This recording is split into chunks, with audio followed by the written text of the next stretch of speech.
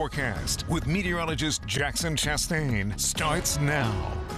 All right, Jackson, we know all eyes are going to be on tomorrow and then into Monday for that morning commute. Of course, this is probably one of the bigger rain chances we've had in quite some time. And thankfully today we had a little bit of a quiet time to actually take advantage and enjoy the weekend just a little bit with some drier weather. Showers now arriving into the western half of Pennsylvania within a few hours. That'll start to reach the western half of the mid-states.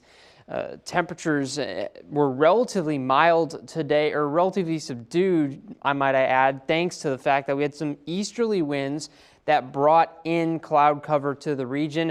Those are now starting to shift a little bit as that front approaches.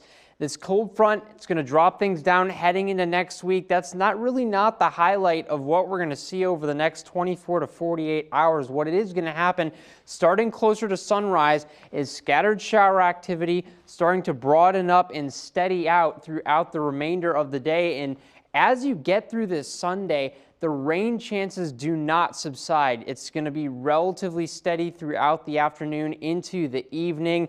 There's not going to be any opportunities for dry patches or anything. So if you do go outside, make sure you just keep the rain gear on hand or just stay inside altogether. That might be a pretty good option. You get into the evening hour and then you get a second issue here, if you want to call it that, some potential for snow showers on the backside of this front. This is going to last for a few hours, and with that said, that is a little bit concerning that we've been watching that, because that does mean snow will be falling for at least a little while. So with that said, do we see any accumulation in terms of snow?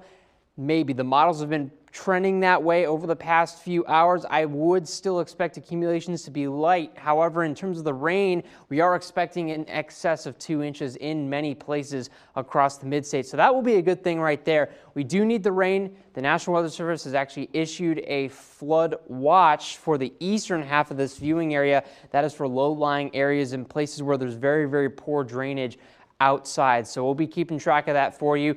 Temperatures right now sitting in the mid to upper 30s, low 30s in other places. Today was, again, as I mentioned, relatively subdued. 46 degrees. Now that is on par with where we should be for this time of year. That was thanks to the extensive cloud cover that we had going on.